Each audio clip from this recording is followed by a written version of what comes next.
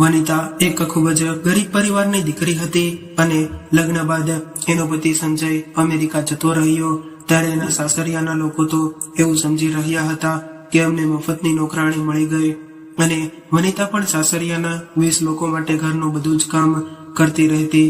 બીજા લોકો તો એની એસી ચાલુ કરીને મોજથી સૂતા રહેતા અને જ્યારે 10,000 રૂપિયા લાઇટ બિલ આવ્યું ત્યારે એની સાસુ સંજયને ફોન કરીને કહેવા લાગી કે તારી પત્ની તો 24 કલાક એસી ચાલુ કરીને આરામ કરી રહે છે, એટલે લાઇટ બિલ ભરવાના પૈસા મોકલ।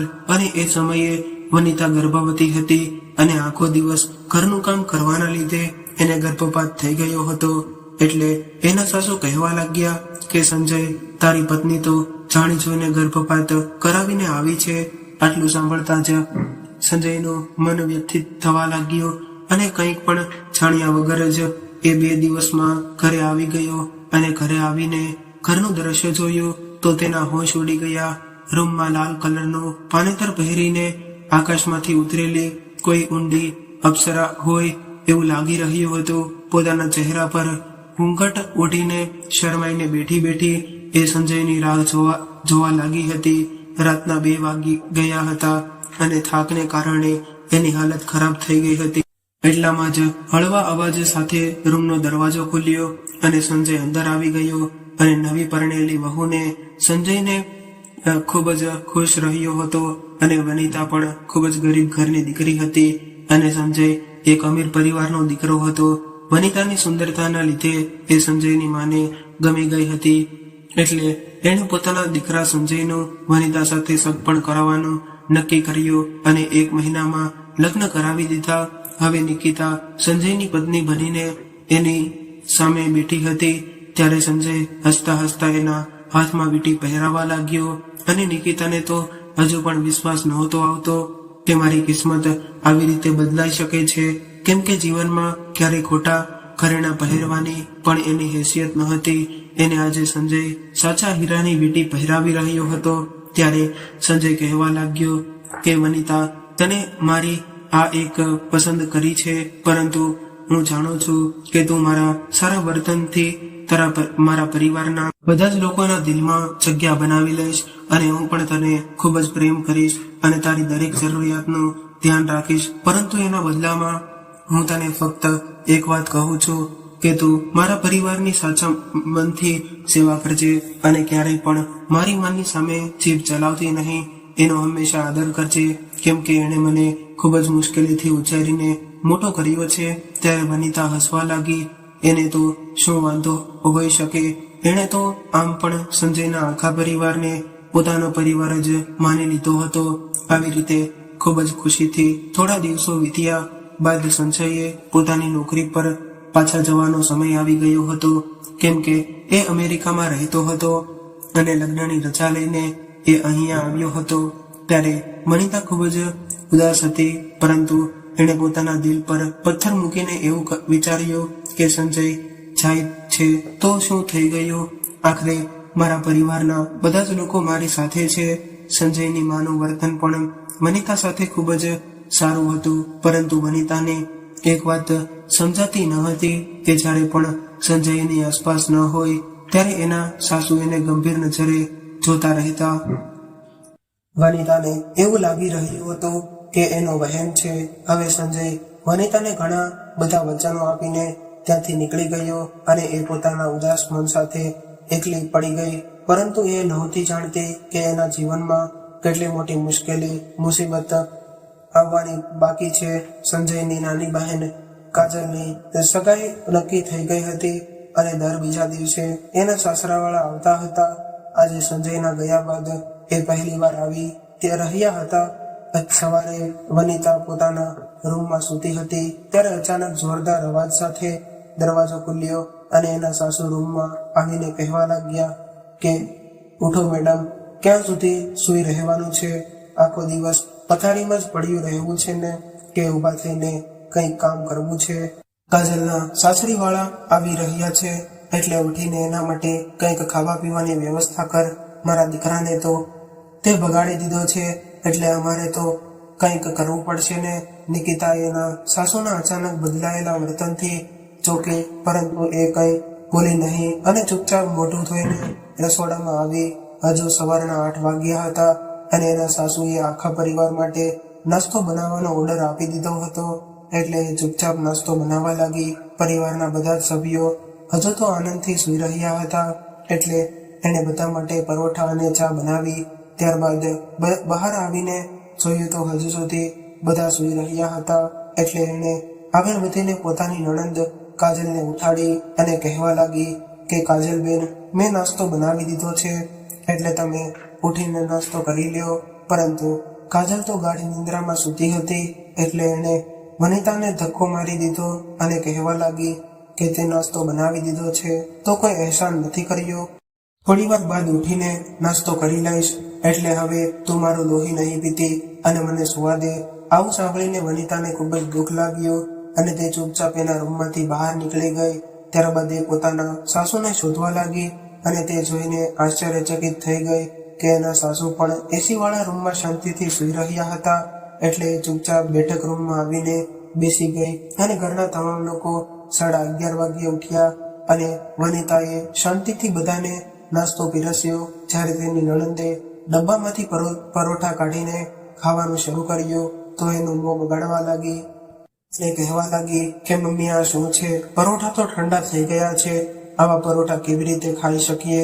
ત્યારે જ વનિતાના સસરા બોલ્યા કે મને તો તાજી રોટલી બનાવી આપ, આવા ઠંડા પરોઠા મારાથી નહીં ખવાઈ શકે. આવી રીતે એક એક કરીને બધા જ લોકો પોતપોતાની ફરમાઈશ કરવા લાગ્યા અને બધા જ લોકો ડાઇનિંગ ટેબલની બાજુમાં બેસીને સતત બૂમો પાડવા લાગ્યા. પરંતુ કોઈ ઊભું થઈને એને મદદ કરવા ન આવ્યું. ઘરમાં વનિતા સહિત ટોટલ 20 લોકો રહેતા હતા. સંજયની મોટી બહેન પરણિત હતી અને એ પોતાના 4 બાળકો સાથે પિયરમાં જ રહેતી હતી. તેનો પતિ પણ વિદેશમાં નોકરી કરતો હતો. સંજયના કાકા કાકી, તેના બાળકો અને સાસુ સસરા, આટલા બધા લોકોનું કામ વનિતા માથે આવી ગયું હતું અને ઘરમાં આટલા બધા લોકો રહેતા હતા પરંતુ કોઈ પણ વ્યક્તિ વનિતાની મદદ કરવા તૈયાર ન હતો. ત્યારે વનિતાને આશ્ચર્ય થયું કે આખરે મારા આવ્યા પહેલા જ આ બધું કામ કોણ કરતું હશે. સફાઈ કરવા માટે એક કામવાળી બાઈ રાખેલી હતી પરંતુ જ્યારથી વનિતાએ ઘરનું કામ પોતાના માથા પર લીધું હતું ત્યારથી સાસુમાએ કામવાળી બાઈને પણ કાઢી મૂકી હતી અને એ કામ પણ વનિતા પાસે કરાવવા લાગ્યા હતા. વનિતા સવારે વહેલા ઉઠીને સાફ જમવાનું બનાવી બધા જ લોકોના કપડાં ધોતી. ત્યાં સુધી તે લોકો આખો દિવસ ઘર સાફ સફાઈ કરતી અને નાસ્તો બનાવતી. બપોરના કામકાજ કરવામાં જ પસાર થઈ જતો. ઉનાળાના દિવસો હતા. ગેસની સામે ઊભા રહીને એ દરેક લોકોની પસંદગીનું ભોજન બનાવતી અને ઘરના બધા જ લોકો તો એસી વાળા રૂમમાં આડા પડીને બસ ઓર્ડર કરતા રહેતા. વનિતાની રસોઈ બનાવીને હાલત ખરાબ થઈ ગઈ અને ત્યારે ભોજન તૈયાર થઈ જાય એટલે બધા જ લોકો વનિતા ઉપર અહેસાન કરતા હોય એવી રીતે એસી વાળા રૂમમાંથી બહાર નીકળીને ડાઇનિંગ ટેબલ પર બેસી જતા અને તેઓ ખાવાનું ખાતી વખતે પણ વનિતાને ઘણીવાર સુધી ઊભી રાખતા અને વનિતા બધાની જરૂરિયાતો પૂરી કરતી. ખાવાનું ખાધા પછી બધા જ લોકો વાસણો ડાઇનિંગ ટેબલ પર મૂકીને એ લોકો પાછા એસી વાળા રૂમમાં ઘૂસી જતા. બિચારી વનિતા ફરીથી એઠા થયેલા વાસણો ધોવા લાગતી અને આ દિવસો દરમિયાન વનિતાની તબિયત ખૂબ જ ખરાબ રહેવા લાગી. સવારે ઉઠતી વખતે ત્યારે ઉલટીથી તેની હાલત ખરાબ થઈ જતી. રસોડામાં કામ કરતી વખતે ઘણી વખત તેને ઉલટી થતી.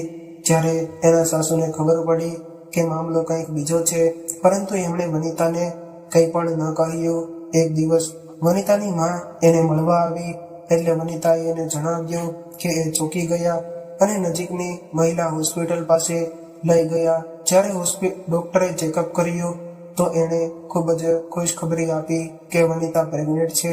આવું સાંભળીને વનિતા તો આશ્ચર્યચકિત થઈ ગઈ કે મારા જીવનમાં આટલી મોટી ખુશી આવી છે અને મને ખબર પણ ન પડી.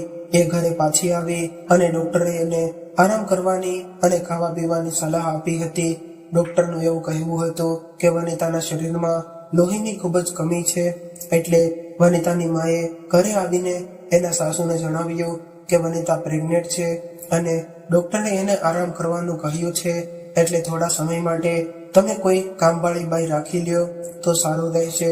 ત્યારે વનિતાના સાસુએ ખૂબ જ ખુશ થવાનો ઢોંગ કર્યો અને કહેવા લાગ્યા કે હા બહેન, આ તો મારી દીકરી જેવી છે અને આવી હાલતમાં હું એની પાસે ઘરનું કામ કેવી રીતે કરાવી શકું, એટલે હું આજે જ કોઈ કામવાળી બાઈની વ્યવસ્થા કરું છું. વનિતાના સાસુની આવી વાત સાંભળીને એના મમ્મી સંતુષ્ટ થઈને ત્યાંથી નીકળી ગયા અને આ બાજુ વનિતા જ્યારે આરામ કરવા માટે પલંગ પર આડી પડી એટલે તરત જ એના સાસુ આવી ગયા અને કહેવા લાગ્યા કે વનિતા, મહેમાન આવ્યા છે એટલે ઊભી થઈને એના માટે ચા પાણીની વ્યવસ્થા કર અને તારે વધારે પડતું સુવાની કોઈ જરૂર નથી. આવી સ્થિતિમાં કામ કરીએ તો સ્વાસ્થ્ય સારું રહેશે. ત્યારે વનિતા આશ્ચર્યથી સામે જોઈ રહી હતી, પરંતુ એ કંઈ બોલી નહીં અને ચૂપચાપ ઊભી થઈને મહેમાનો માટે ચા પાણીની વ્યવસ્થા કરવા લાગી. વનિતાના પ્રેગ્નન્સીના સમાચારથી એના પરિવારના લોકોને તો કોઈ પણ પ્રકારનો ફરક ન પડ્યો.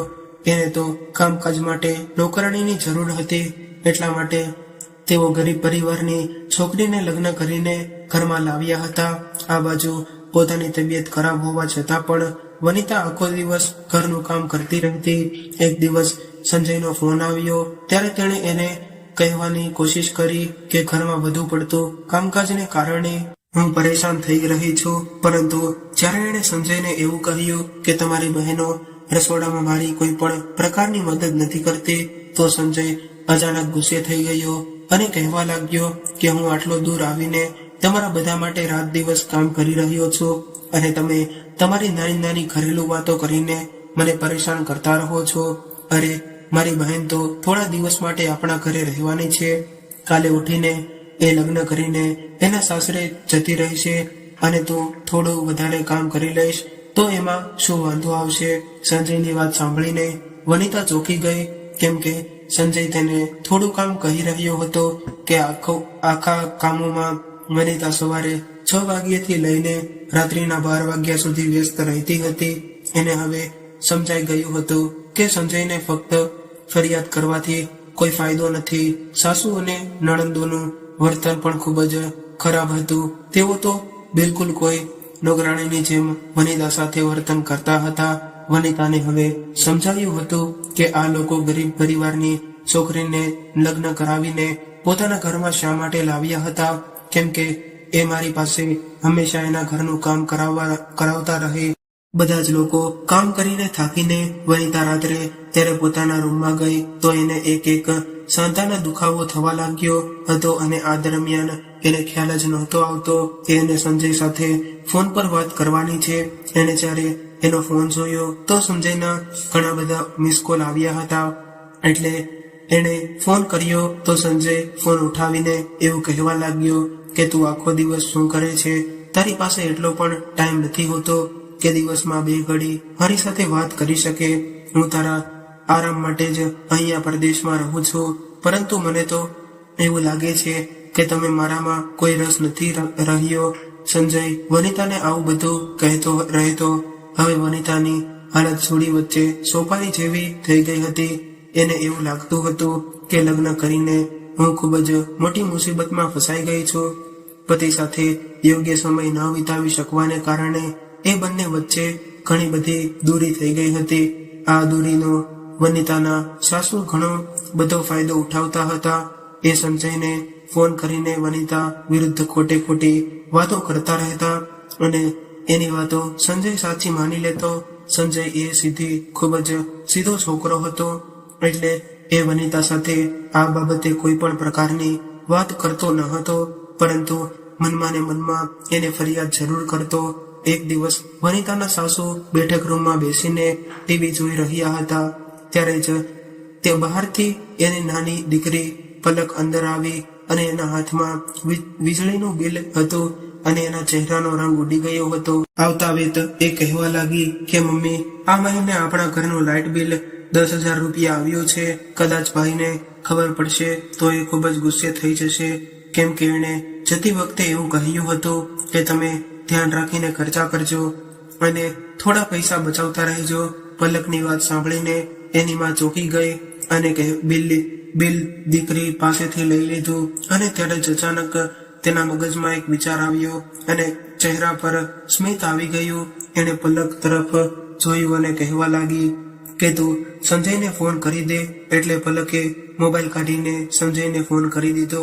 એટલે માં કહેવા લાગી કે અરે મારો દીકરો પરદેશમાં 7 રાત દિવસ કામ કરીને પૈસા કમાઈ રહ્યો છે, પરંતુ તારી મહેનતનું ફળ તને નથી મળતું. દીકરા, મારાથી ખૂબ જ મોટી ભૂલ થઈ ગઈ છે, એટલે તું મને માફ કરી દે.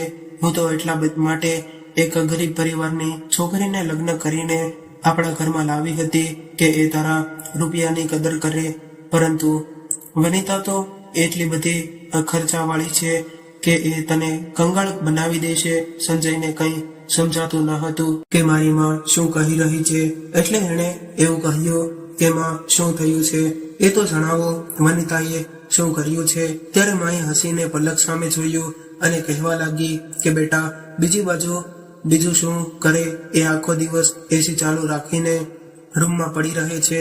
જો હું કંઈ પણ કહું તો એ રડવા લાગે છે અને એવું કહે છે કે હું પ્રેગ્નેન્ટ છું, મારાથી કંઈ કામ થતું નથી અને ગરમી વધારે લાગે છે. એની આવી હાલતને કારણે હું પણ વધુ કકડાઈથી રહેતી નથી, પરંતુ સાચું તો એ છે કે દિવસ રાત એસી ચાલુ રાખવાના લીધે આ મહિને 10,000 લાઇટ બિલ આવ્યું છે. તારા પપ્પા પાસે તો પૈસા નથી, હવે તારે જ પૈસા મોકલાવવા પડશે. લાઇટ બિલની રકમ સાંભળીને સંજયના હોશ ઉડી ગયા, પરંતુ એ હવે શું કરી શકે. એટલે સંજયે એવું કહ્યું કે માં, તમે ચિંતા ન કરો, લાઇટ બિલના પૈસા હું મોકલાવી દઈશ. પરંતુ એના મનમાં હવે વનિતા વિરુદ્ધ એક ગાંઠ પડી ગઈ હતી. અહીંયા બીજા દિવસે વનિતા સિવાય ઘરના બધા જ લોકો સૂઈ રહ્યા હતા. ત્યારે જ એની મોટી નણંદના સાસરિયાવાળા આવી ગયા. એટલે વનિતા બધાને ઉઠાડવા લાગી અને બધા જ લોકો ઊંઘ ભરેલી આંખો સાથે ઉઠી ગયા, પરંતુ બધા જ લોકોનો મૂડ ખરાબ હતો.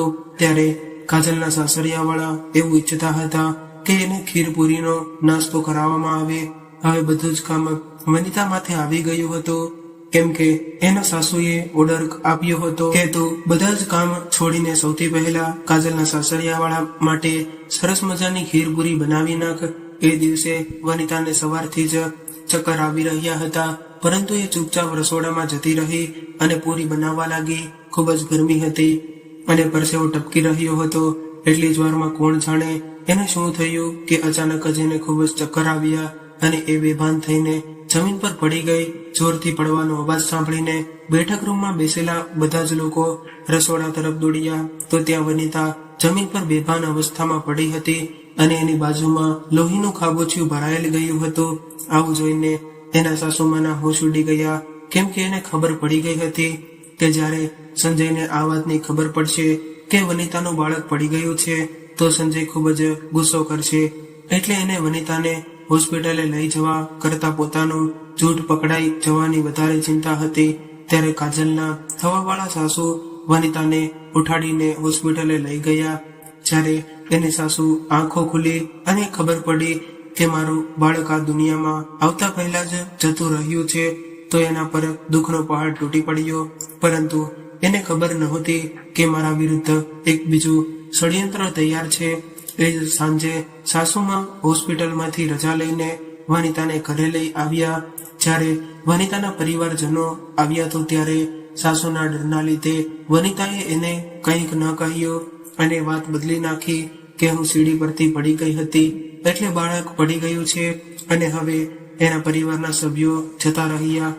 એટલે વનિતાના સાસુએ ફરી એકવાર એને ચા બનાવવાનો ઓર્ડર કર્યો. એણે એવું પણ ન જોયું કે હમણાં જ એ હોસ્પિટલમાંથી ઘરે આવી છે, એટલે એને થોડો સમય આરામ કરવા દેવો જોઈએ. વનિતાને ખૂબ જ દુખાવો હતો, છતાં પણ એ હિંમત કરીને ઊભી થઈ અને રસોડામાં ગઈ. એ જાણતી હતી કે આ ઘરમાં મારી કોઈ પણ પ્રકારની હેસિયત નથી. તેનો પતિ એની વાત પર વિશ્વાસ નથી કરતો અને અહીંયા જે લોકો છે એ એને વહુ નહીં પરંતુ નોકરાણી સમજી રહ્યા હતા. હવે વનિતાના સાસુએ સંજયને ફોન કરીને જણાવી દીધું કે વનિતાને અત્યારે બાળક નથી જોતું, એટલે એને દવાખાને જઈને ગર્ભપાત કરાવી નાખ્યો છે. આવું સાંભળીને સંજયનું લોહી ઉકળી ગયું અને એ એવા વિચારમાં આવવા લાગ્યા કે હું અત્યારે જ મારા ઘરે જઈને વનિતાનું ગળું દબાવી દઉં, ત્યારે એણે કંઈ પણ બોલ્યા વગર જ ફોન મૂકી દીધો. અને હવે વનિતાના સાસુને સંતોષ થયો કે સંજયને આપણા ષડયંત્રની ખબર નથી પડી. પરંતુ બીજા તરફ એ જ દિવસે સંજયે પોતાના ઘરે આવવાની ટિકિટ બુક કરાવી લીધી અને એ પોતાનું બધું જ કામ છોડીને 2 દિવસમાં ઇન્ડિયા પહોંચી ગયો. અને એ તો મનમાં નક્કી કરીને આવ્યો હતો કે ઘરે પહોંચીને તરત જ હું વનિતાને છૂટાછેડા આપીને મારા ઘરમાંથી કાઢી મૂકીશ. એટલે એ કોઈને કહ્યા વગર જ ઉનાળાની ધગધગતી બપોરના સમયે ઘરનો દરવાજો ખોલીને અંદર આવ્યો. ત્યારે જ ખાવાનું બનાવવાની ખુશ્બુ આવી. એટલે એ વિચારવા લાગ્યો કે આટલી ભયંકર ગરમીમાં મારી માં બિચારી રસોડામાં કામ કરી રહી છે અને વનિતા અંદર એસી વાળા રૂમમાં આરામ કરી રહી છે. વનિતા તો મારા ઘરમાં રહેવાને લાયક નથી. એટલે હું હવે એને છૂટાછેડા આપીને આ ઘરમાંથી હંમેશા માટે કાઢી મૂકીશ. જે સ્ત્રી મારા પરિવારનું સન્માન ન કરી શકે એવી સ્ત્રીને મારા જીવનમાં રહેવાનો કોઈ અધિકાર નથી. ખૂબ જ ગુસ્સે થયેલો સંજય આવું વિચારીને રસોડામાં ગયો તો એના પગ નીચેથી જમીન સરકી ગઈ. કેમ કે સામે ઊભી વનિતા જમવાનું બનાવી રહી હતી. જેણે બંને સ્ટવ પર એક તાવડી મૂકી હતી અને એના કપડા પરસેવાથી પલળેલા હતા. ત્યારે જ સંજયને યાદ આવ્યું કે મારી માએ તો મને કહ્યું હતું કે ગઈકાલે જ વનિતાએ ગર્ભપાત કરાવ્યો છે, તો પછી એ આવી ભયંકર ગરમીમાં રસોડામાં ઊભી રહીને કામ કેવી રીતે કરી શકે. અને વનિતા વારંવાર પોતાની કમર પર હાથ મૂકીને હતી, જાણે કે એને ખૂબ જ દુખાવો થઈ રહ્યો હોય. એને એક બાઉલમાં ઘણો બધો લોટ લઈને મૂક્યો હતો. હવે કદાચ એને હજુ લોટ બાંધવાનો બાકી હતો. ત્યારે સંજયને કંઈક ગડબડ હોવાનો અહેસાસ થયો. કેમ કે સંજય એક બુદ્ધિશાળી વ્યક્તિ હતો. એટલે એ કંઈ પણ અવાજ કર્યા વગર જ ઘરની અંદર ગયો અને ઘરની અંદર સન્નાટો હતો. ત્યારે એણે આજુબાજુ નજર કરીને જોયું કે કોઈ પણ વ્યક્તિ જોવા ન મળ્યું. ત્યારબાદ એ રૂમની અંદર 2 ટનનું એસી લગાવેલું હતું. એ રૂમમાં દરવાજો ખોલ્યો તો અંદર જોયું તો અંધારું હતું અને ઘરના તમામ લોકો આ મોટા રૂમમાં આરામથી સૂઈ રહ્યા હતા. ત્યારે જ વનિતાના સાસુને એવું લાગ્યું કે વનિતા દરવાજો ખોલીને અંદર આવી છે. એટલે એમણે પાછું વળીને જોયા વગર જ બૂમ પાડીને એવું કહ્યું કે તું અહીંયા કેમ આવી છો? તને કેટલી વાર કહ્યું છે કે જ્યારે ખાવાનું તૈયાર થઈ જાય ત્યારે બૂમ પાડજે, અને અહીંયા આવીને તું મારી દીકરીઓની ઊંઘ શા માટે બગાડી રહી છો? તને તો કેટલી વાર કહ્યું છે, પરંતુ તને તો કઈ બુદ્ધિ જ નથી. અને કદાચ હું કંઈક કહીશ તો તું હોબાળો મચાવી દઈશ કે ગઈકાલે મારું બાળક પડી ગયું છે અને આજે મારી સાસુએ મને કામ પર લગાવી દીધી છે. એટલે મારી એક વાત કાન ખોલીને સાંભળી લે કે તારા લગ્ન કરાવીને હું તને આ ઘરમાં એટલા માટે લાવી છું કે તારી પાસે ઘરના બધા જ કામકાજ કરાવી શકું. નહીંતર મારે તારા જેવી ગરીબ છોકરીને કોઈ પણ જરૂર નથી. મારા દીકરા માટે તો એકથી એક ઊંચા પરિવારના માંગા આવતા હતા. એટલે હવે તું અહીંથી જા અને કંઈક ખાવાનું બનાવ અને ત્યારબાદ ઘરની સાફ સફાઈ પણ કરી નાખજે. રાત્રે કાજલના સાસરિયાવાળા આવવાના છે, એટલે એમના માટે કમસે કમ 4-5 વાનગીઓ બનાવીને તૈયાર રાખજે. વનિતાના સાસુ આવી રીતે કંઈક પણ જોયા વગર બોલતા રહ્યા, પરંતુ એ જાણતા ન હતા કે દરવાજા પર સંજય ઉભો છે. માની આવી વાતો સાંભળીને સંજય પણ તો જાણે પહાડ તૂટી પડ્યો હોય. અને આટલું કહીને વનિતાના સાસુ પાછળ જોયા વગર જ આરામથી સૂઈ ગયા. ત્યારે સંજયે જોયું તો આજુબાજુના બધા જ લોકો સભ્યો સૂતા હતા. ફક્ત એકલી વનિતા આટલી કાળઝાળ ગરમીમાં રસોડામાં આ બધા જ લોકો માટે ભોજનની વ્યવસ્થા કરી રહી હતી. હવે તે જાણી ગયો હતો કે મારી ગેરહાજરીમાં મારી પત્ની સાથે આ લોકોએ કેવો વ્યવહાર કર્યો છે. સંજય હવે શરમ અનુભવીને ચૂપચાપ પાછો વળી ગયો અને રસોડામાં વનિતા હજુ સુધી ખાવાનું બનાવી રહી હતી. ત્યારે સંજયે એની નજીક જઈને જોયું તો તે પરસેવેથી પલળેલી હતી અને ધીરે ધીરે ધ્રુજી રહી હતી. કેમ કે ગઈકાલે જ એનું ગર્ભપાત થયું હતું અને આજે એ 20 લોકોનું ખાવાનું બનાવી રહી હતી. આવા અત્યાચારથી સંજયનું દિલ ખૂબ જ દુખી ગયું હતું. એટલે એ વનિતા પાસે જઈને હાથ જોડીને કહેવા લાગ્યો કે વનિતા, મને માફ કરી દે, કેમ કે હવે મારી આંખ પર બાંધેલી પટ્ટી ઉતરી ગઈ છે. ત્યારબાદ સંજય વનિતાનો હાથ પકડીને રૂમમાં લઈ ગયો અને તેની માએ જ્યારે સંજયને અચાનક આવેલો જોયો તો એ ચોંકી ગઈ અને ઝડપથી ઊભી થઈને એની પાસે આવીને કહેવા લાગી કે બેટા, તું ક્યારે આવી ગયો? તે તો કંઈ જણાવ્યું પણ નહીં કે તું આવવાનો છો. ત્યારે સંજય કહેવા લાગ્યો કે માં, તમે મારી પત્ની સાથે સારું નથી કર્યું. તમે એના પર આટલો બધો અત્યાચાર કરી રહ્યા છો. અરે માં, આવી હાલત આ ઘરનું કામ કરવામાં પણ કારણે એનું બાળક પણ પડી ગયું અને તમે મને એના વિરુદ્ધ ઉશ્કેરતા રહ્યા. અરે માં, હું તો પાગલ હતો કે તમારી વાતોમાં આવી ગયો. મને ક્યાં ખબર પડી હતી કે મારી સખીમાં મારી સાથે આવો દગો કરશે અને મારા બાળકની દુશ્મન બનશે. ત્યારે માં ચૂપચાપ ઊભી રહી હતી અને એ કંઈ બોલતી નહીં અને એને કારણે એ જાણી ગઈ હતી કે સંજયે પોતાની આંખોની બધું સામે બધું જોઈ લીધું છે. હવે જૂઠું બોલવું નકામું છે. ત્યારે સંજયે વનિતાને કહ્યું કે વનિતા, તું તૈયાર થઈ જા. હું તને અહીંયાથી નહીં નર્ક જેવું જીવન જીવવા નહીં દઉં. હું તને મારી સાથે લઈ જઈશ. ત્યારે વનિતા રડી રહી હતી અને એને વિશ્વાસ નહોતો થઈ રહ્યો કે મારું કિસ્મત આવી રીતે મારા પર મહેરબાન પણ થઈ શકે છે. સંજય એક જ દિવસે વનિતાને સાથે લઈને અમેરિકા જવા નીકળી ગયો અને પરિવારના બધા સભ્યો લટકેલા મોઢા લઈને જોતા રહ્યા. તો મિત્રો, આજની સ્ટોરી તમને કેવી લાગી કોમેન્ટમાં જરૂરથી જણાવજો અને પસંદ આવી હોય તો અમારી ચેનલને જરૂરથી સબસ્ક્રાઇબ કરજો. હર હર મહાદેવ.